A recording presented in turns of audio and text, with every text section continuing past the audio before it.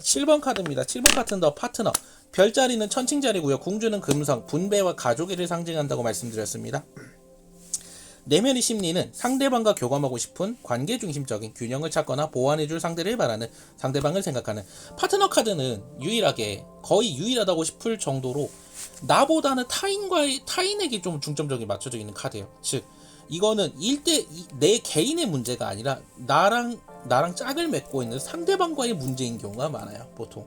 그래서 내면의 문제를 봤을 때 파트너 카드가 나오는 경우에는 내 문제도 있지만 상대방과 나와 상호작용이 안 맞아서 벌어지는 문제가 많아. 왜 흔히 우리 연인 사이는 가장 가까운 동지지만 가장 먼 적이라고도 표현을 하잖아요, 사실은.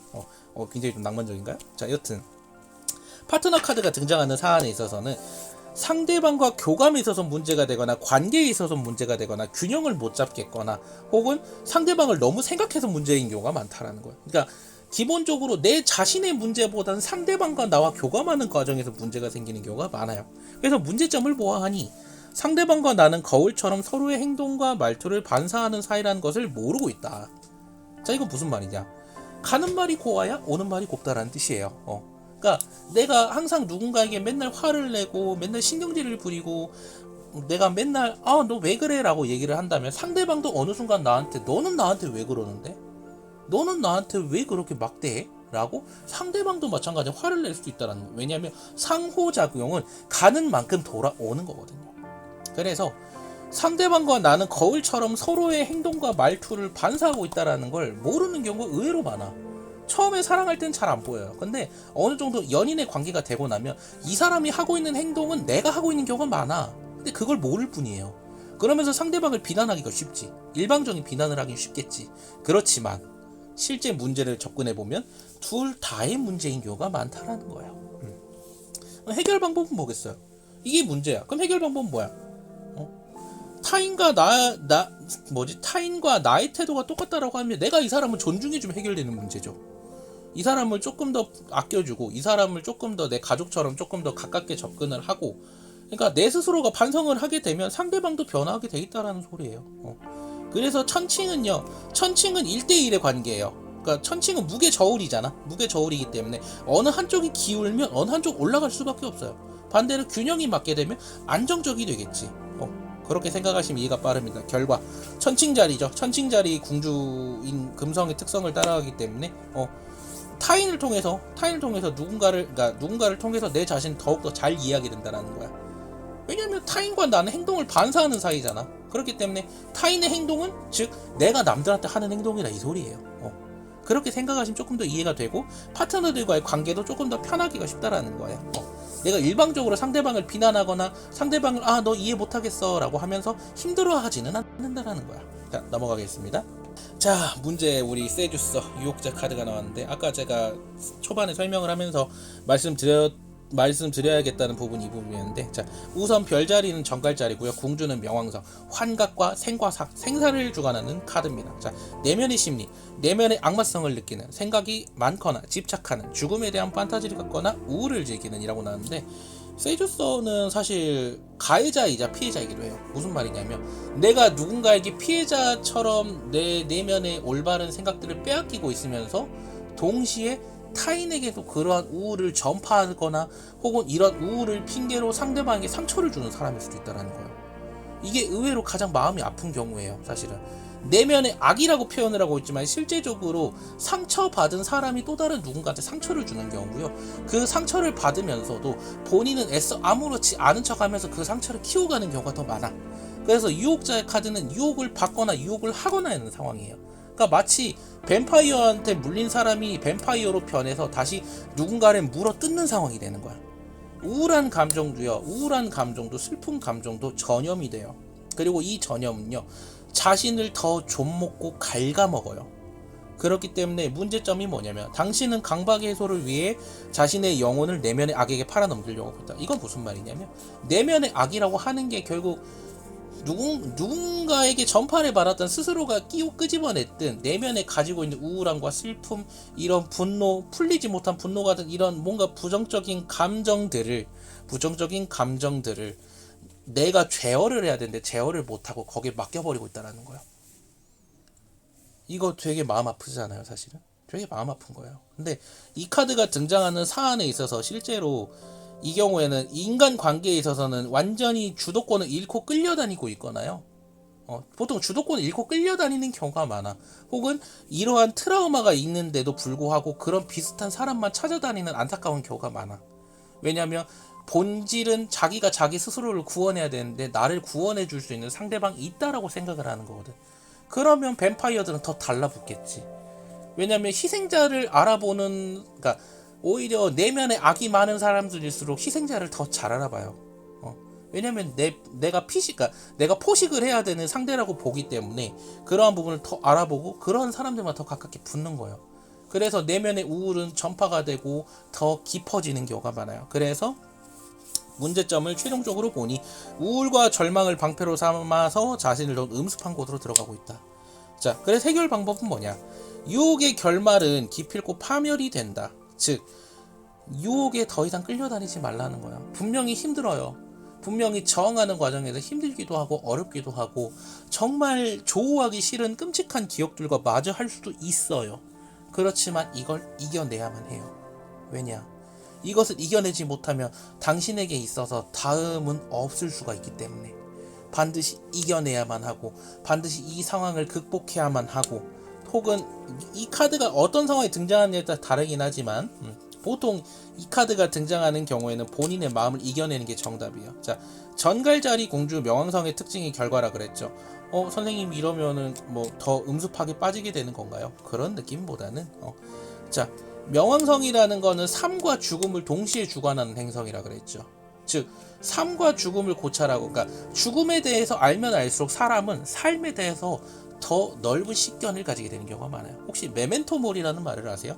죽음을 기억하라는 말인데 무슨 말이냐면 죽음은 언제나 반드시 누군가에게 다가와요. 내면의 악도 반드시 인간에게 있어서 존재하는 감정이에요. 근데 그렇다고 해서 내가 평생 언제 죽을지 몰라서 불안해야 하나요? 아니에요. 죽음이 있기 때문에 삶은 아름다운 것이다. 내면의 악과 억울함, 분노 같은 것들이 있기 때문에 내가 그것을 이겨내고 극복했을 때 나는 진정으로 자유로워질 수 있다는 거예요. 그러한 특성을 가지고 있는데 세주서 유혹자가 유혹자가 심볼로 카드에 등장한 이유이기도 합니다. 이렇게 보시면 돼요. 자, 다음으로 넘어가겠습니다. 더 프리처. 자, 설교자입니다. 자, 사수자리고요. 사수자리고 공주는 목성입니다. 자, 지금 카드를 딱 보았을 때 굉장히 종교적인 심볼이 강하죠. 자, 설교자 중에서도 이제 목회자, 즉 이제 흔히 말하는 목사님이라고 표현을 하시면 조금 더 좀 와닿으실 것 같아요. 자, 내면의 심리, 사명을 가지거나 철학전 세계관을 가지고 있고 내면의 치료에 중심을 두고 믿음이 신실하며 성직자와 같은 이라고 나왔는데 실제로 이 프리처 카드가 나오시는 분들은 타인들에게 약간 스승의 격을 자처하시는 분들이 많아요. 그러니까 타인에게 영향을 끼치고 싶어하는데 어떻게 타인을 가르치거나 설교하거나 교화함으로써 자신이 스승과 같은 위치가 되는 경우가 많아요. 그래서 실제로 사수자리 목성의 특성을 가지고 있으시거나 혹은 프리처 카드가 나오시는 분들은 굉장히 언변도 괜찮고 굉장히 지식이 많으셔요. 지식과 지혜가 풍부하신 경우가 많습니다. 자, 근데 여기서 문제가 뭐냐면 당신은 타인에게 자신의 생각과 지식을 너무 강요하고 있다. 이건 무슨 말이냐? 상대방이 들을 준비가 안 돼 있는데도 내가 일방적으로 강요할 수가 있다라는 거예요. 그럼 이건 문제잖아요, 사실은. 흔히 말하는 설교를 하는 TPO가 있을진데 설교를 하는 시기와 때와 목적이 있을 것인데 그런 거 없이 나 이제 곧 자야 되는데 옆에서 누군가가 하나님은 당신을 사랑하십니다라고 하면 얼마나 당황스럽겠어. 난 자려고 했는데 갑자기 설교를 시작하잖아. 그런 것처럼 이게 필요한 필요한 시기와 때가 있는데 그런 것들이 구분되어지지 않게 너무 자신의 생각과 지식만을 강요를 하고 있다는 거예요. 그러면 우리는 흔히 이걸 맹목적인 믿음 혹은 맹목적인 설교 혹은 잔소리라고 표현을 하죠. 근데 이게 문제점으로 해결 방법은 뭘까요? 자신의 그러한 부분을 제어를 해야겠지. 어떻게?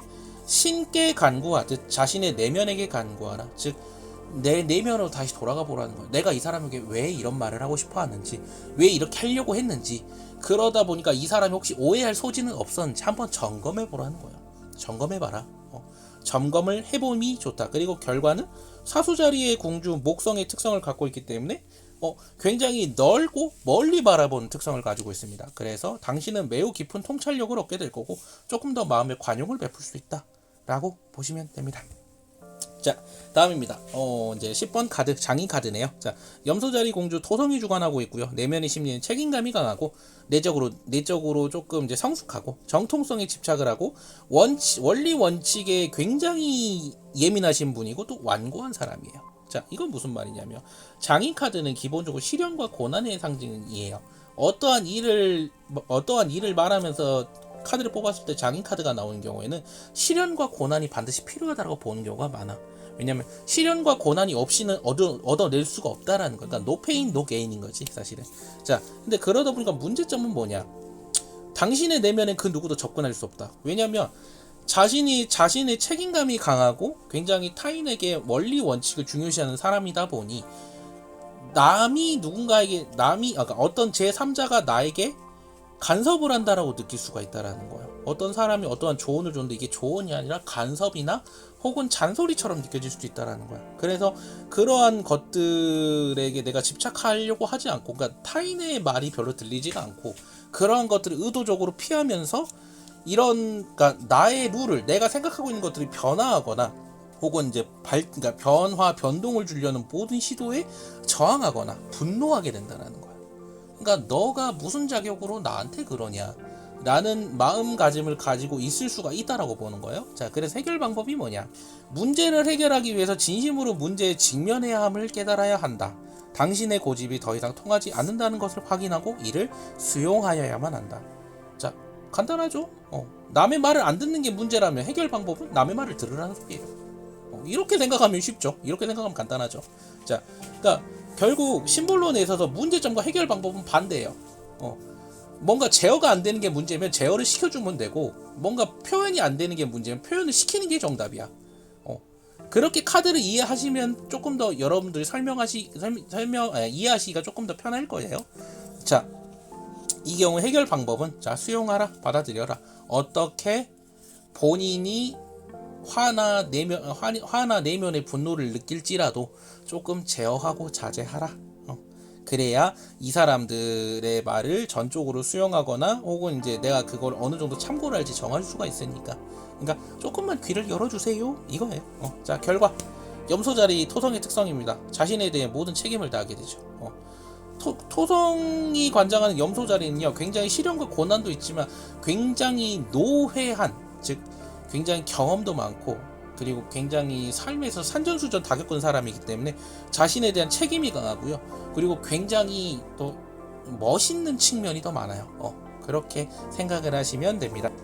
자, 11번 광대 카드입니다. 11번 광대 카드고요. 자, 별자리는 물병자리, 공주는 천왕성이고요. 파격과 괴이함을 상징한다고 말씀드렸습니다. 자, 내면의 심리, 자유를 갈망하는, 스스로 고독을 자처하는 아웃사이더, 불쾌한 전달자, 파격을 바라는. 이건 무슨 말이냐면 아까도 말씀드렸다시피 천왕성은 기존의 패러다임을 뒤바꾸는 행성이라고 말씀을 드렸죠. 그리고 그 공주가 물병자리이다 보니 상대적으로 기존의 질서와는 맞지 않는 측면이 더 많아요. 사실 광대라고 하는 사람들은 남들의 웃음이나 조금 더 웃기게 만드는 사람들이지만 실제적으로 그 웃김을 웃기기 위해서 활용하는 대상은 당대 귀족잖아. 당대 주류 세력들이 대부분인 경우가 많잖아요. 사실은 예를 들면 서커스를 하는데 왕을 풍자하거나 희화하거나 좀 놀리는 쪽이 조금 더 그러니까 백성들에게 조금 더 좋은 호응을 얻지 않았을까? 라고 생각하면 이해가 빠를 거야. 그러니까 기존의 주류 세력, 기존에서 높은 위치를 차지한 사람들을 굉장히 풍자하거나 비꼼으로써 타인들에게 웃음과 재미를 선사하는 게 자, 11번 카드 광대의 특성이다. 광대의 페르소나다. 자, 그러다 보니까 기존의 세력, 기존의 이제 패러다임과 맞지 않기 때문에 자유를 갈망하고요. 그러다 보니까 스스로 고독을 자처해요. 왜냐면 이해받을 수가 없다는 걸 본인도 알고 있기 때문에. 근데 그거에 대해서 크게 신경을 쓰진 않죠. 그래서 자의적인 아웃사이더가 많습니다. 자, 실제로 상담에서 저스트 카드가 나오시는 분들은요, 굉장히 의외로 쾌활한 경우가 많아요. 근데 쾌활한 경우도 많지만 한편으로는 지금 현재 문제 상황에 있어서 제대로 접근을 못하고 있다는 뜻도 돼요. 왜냐면 정말 새로운 패러다임이 필요하거나 아니면 이 경우에는 본인이 마치 광대처럼 이 현재의 문제의 상황을 명확하게 인식하기가 힘들고 그냥 벗어나고만 싶을 수도 있다는 거예요.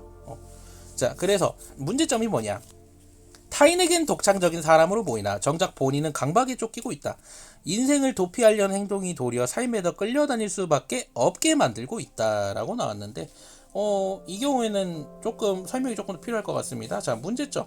타인에게 독창적인 사람으로 보이나, 즉 남들이 봤었을 때 굉장히 자기 주도적이고 굉장히 독창적인 사람이지만 정작 본인은 강박에 쫓기고 있다고. 어떠한 강박에?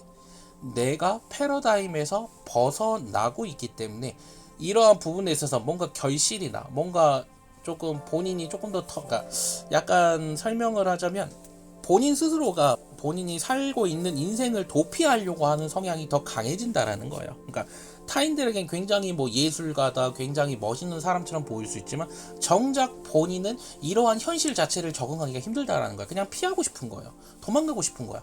어디로? 그냥 바람 따라 구름 따라 정처 없이 떠나버리고 싶다라는 거예요. 자, 그런 것들이 문제점이 된다면 해결 방법은 뭐겠어요? 삶을 충실히 살아야지. 단 이 사람이 기질을 무시할 수는 없잖아요. 그렇기 때문에 당신의 재능을 통해서 조금 이걸 유쾌하게 바꿔봐라. 어떤 느낌이냐면, 자, 어쨌든 나는 현실 세계를 살고 있습니다. 현실 세계를 살고 있기 때문에 이걸 무조건 도피할 수는 없어. 단지 본인이 가지고 있는 그 독창적인 새로운 패러다임을 타인들에게 표현하거나 표출하면서 자신의 길을 새롭게 개척하는 것도 하나의 방법이 될 수 있다는 거예요. 자, 그러면 결과 어떻게 될까? 자, 결과는 물병자리 천왕성의 특성입니다. 자, 파격이라 그랬죠. 기존의 패러다임들이 깨지는 거죠. 그렇기 때문에 어떻게 보냐면 여러 가지 조건들, 여러 가지 상황에 억지로 묶여 있었던 자신이 해방되는 거야. 굉장히 뭔가 새로운 변화를 맞이한다. 그러니까 파격이라는 게 꼭 나쁜 건 아니에요. 왜냐면 파격적인 디자인, 파격적인 무언가처럼 기존의 격을 깨는 것들은 항상 새로운 것들을 제시해왔거든. 그리고 그거는 결과적으로 인간에게 발전을 제시했거든요. 그렇게 생각하시면 됩니다. 자, 마지막입니다. 자, 더 엔젤 카드입니다. 엔젤 카드고 12번 카드고 별자리는 물고기 자리, 궁주는 해왕성이고 영성과 혼란의 카드인데 이건 조금 그냥 빠르게 설명을 하겠습니다. 내면의 심리, 진실을 가리려 하는 지혜를 원하는 꿈과 환상 사이에서 유랑하는 영성을 편안하게 여기는 보통 천사 카드가 등장하시는 분들은 현실 감각이 좀 많이 떨어져요. 이거는 이건 너무 편견 아닌가요? 라고 할 수도 있는데 엄밀한 의미에서 이 카드가 등장하시는 분들은 한쪽은 꿈의 세계, 한쪽은 현실 세계에 발을 걸치고 있는 경우가 많아요. 근데 이게 꼭 나쁘냐? 그런 건 아니에요. 무슨 말이냐면 그런 것에서부터 판타지나 이런 뭔가 현실의 세계를 벗어나는 카타르시스를 전달한 학문이 나왔던 것처럼 한쪽은 꿈의 세계, 한쪽은 현실 세계에 발을 담그고 있으신 분들로 인해서 우리의 현실을 조금 더 풍요로워졌어요. 조금 더 다채로워졌어요. 흔히 말하는 예술가의 자질을 가지고 있으신 분들이 엔젤 카드가 많아요. 자, 근데 문제가 뭐냐 그랬더니 당신이 바라본 진실은 안개처럼 모호하게 가려져 있다. 자신의 문제에 집착하면서도 이를 해결하지 않고 회피하기에 급급하다 보니 오랫동안 방황하고 있다. 자, 이건 무슨 말이냐면 실제로 이 사람은요, 문제의 본질이 뭔지 알면서도 외면을 하고 있거나 아니면 자기가 보고 있는 진실이 완전히 깔끔한 건 아니라는 걸 모르고 있어요. 이걸 조금 어떻게 설명해야 되냐면 가령 내가 누군가를 좋아하고 있는데 이미 내 마음속에선 이 사람과 결혼을 막 전제로 하고 있고 결혼식장은 어디로 알아봐야 되는지 이러고 공상을 하고 있는데 정작 현실은 단 한 번도 데이트를 한 적도 없으며 손을 잡은 적도 없고 말을 건 적도 없는 상황인 거예요. 이렇게 보면 뭔가 좀 이상하죠. 그러니까 굉장히 현실감이 떨어진 듯한 느낌이 많이 들지 않나요? 이미 자기가 하는 말은 어디서 결혼식장을 막 잡고 애는 몇 명을 낳고 이제 그런 굉장히 장기적인 인생 계획을 그리고 있는데 정작 현실은 아무것도 안 되는 경우죠. 근데 이걸 있는 그대로 믿어버릴 수도 있는 위험이 있다는 거예요. 실제로 이 사람과 아무런 관련이 없는데도 이 사람과 내가 그런 사이다, 그런 관계다라고 본인 스스로가 본인을 세뇌시켜 버릴 수도 있다는 거예요. 그러한 것들이 문제점이 되는 경우가 많습니다. 즉 남들보다 섬세하고 감성적이면서 굉장히 풍부한 영혼적인 힘을 가지고 있는 사람이지만 그것 때문에 오히려 현실 세계를 외면하는 게 문제라는 거예요. 자, 그래서 이걸 해결하는 방법이 뭐냐? 당신의 내면의 지혜에 귀 기울여 보라. 다만 회피하지 말고 여기서 밑줄 쫙, 여기서 밑줄 쫙. 회피하지 말아라요. 사실 본질은 회피하지 말고 그 어떤 상처와 조우하게 되더라도 이를 먼저 받아들여야만 한다. 그러니까 현실적인 부분에 있어서 현실이 냉정하고 차갑고 어려울지라도 이걸 내가 전제를 하고 그 위에서 꽃을 피워내는 게 천사 카드가 가진 사명이라는 거예요. 천사 카드가 가진 해결 방법이고 그로 인해서 당신이 새로운 인생의 전환점을 맞이하게 될 수 있다. 우리는 지금 엄연히 인간의 심리에 대한 공부를 하고 있는 겁니다. 근데 이걸 굳이 심리로 표현하자면 뭘까요? 내가 외면하고 싶은 마음, 내가 외면하고 피하고 싶은 마음, 회피죠. 회피에 대한 설명을 하고 있는 거예요 지금. 자, 간단하게 한번 쫙 훑어보자면, 자, 전사 카드는 공격성을 상징합니다. 인간의 내면에 가지고 있는 공격성이고, 자, 연인 카드는 뭐겠어? 인간이 가지고 있는 조화와 사랑이죠. 조화와 사랑에 대한 카드입니다. 자, 그리고 3번 인간이 가지고 있는 소통, 언변, 말에 대한 특성, 그리고 그러니까 말과 관련된 심리죠. 자, 말하고 싶거나 소통하고 싶은 게 중재의 특성이고, 자, 어머니는요, 양육과 보호에 대한 심리, 모성 본능이죠. 자, 5번 에고, 자아. 이건 내 내면에 대한 자아에 대한 부분이죠. 자아에 대한 심리죠. 자, 그 다음에 수성. 이 경우에는 조금 더 이제 지혜와 자기 검열을 가지고 있는 좀 뭔가 타인들에게 쉽사리 접근할 수는 없지만, 그러니까 어떻게 보면 내 마음에 있는 철벽이죠. 철벽이자 장벽이죠. 그렇게 볼 수도 있는 것이고, 금성 같은 경우에는 타인에게 나눠주거나 혹은 자기 집단과 혹은 가족 혹은 배우자 관계자라고 할 수 있는 것이고, 명왕성 같은 경우는 인간의 내면이 가진 악이죠. 악이자 내면의 어두움이고, 목성은 인간이 가지고 있는 마음 중에서 질서와 믿음에 대한 심리, 질서와 믿음을 갖고 있기 때문에 전파가 되는 거죠. 자, 토성은 인간이 가지고 있는 심리 중에 어때? 시련과 고난을 조우했을 때 마주칠 수 있는 심리인 거예요. 이걸 이겨내냐 못 이겨내느냐. 그러니까 견뎌야만 하는 상황에서 인간은 어떻게 시련과 고난을 견뎌낼 것인지에 대한 질문을 이 카드가 하고 있는 거예요. 자, 그리고 물병자리 천왕성 같은 경우에는, 자, 파격과 괴이함, 뭔가 인간의 통상적인 상징을 뛰어넘는 굉장히 패러다임의 전환을 바꾸는 것에 대한 심리죠. 자, 마지막으로, 자, 내면의 영성, 즉 본인의 가장 깊은 무의식에 잠들어 있는 이러한 부분에 대한 심리, 그리고 이로 인한 혼란을 엔젤 카드가 담당한다 라고 생각을 하시면 됩니다. 자, 지금까지는 조금 대략적으로 싹 풀어보기는 했지만 실질적으로 이제 해석은 심리를 위주로 갈 거예요. 심리를 위주로 갈 거고, 어째서 이러한 심리가 발현이 되는지도 볼 거고, 또 그러한 부분에 있어서 어떠한 문제점을 갖고 어떻게 해결하게 되는지, 또 해석은 어떻게 되는지, 이런 부분에 대해서도 시간 들여서 차근차근 설명해 드릴 테니까 너무 처음부터 선생님 너무 복잡해요, 어려워요, 그런 말보다는 하나하나, 자, 지금 우리는 굉장히 마스터 카드의 기운이 필요합니다. 굉장히 장인처럼 시련과 고난을 극복해서 여러분들만의 혹은 이제 굉장히 적중률이 좋은 심볼론 카드 통변사가 되길 바라겠습니다. 감사합니다.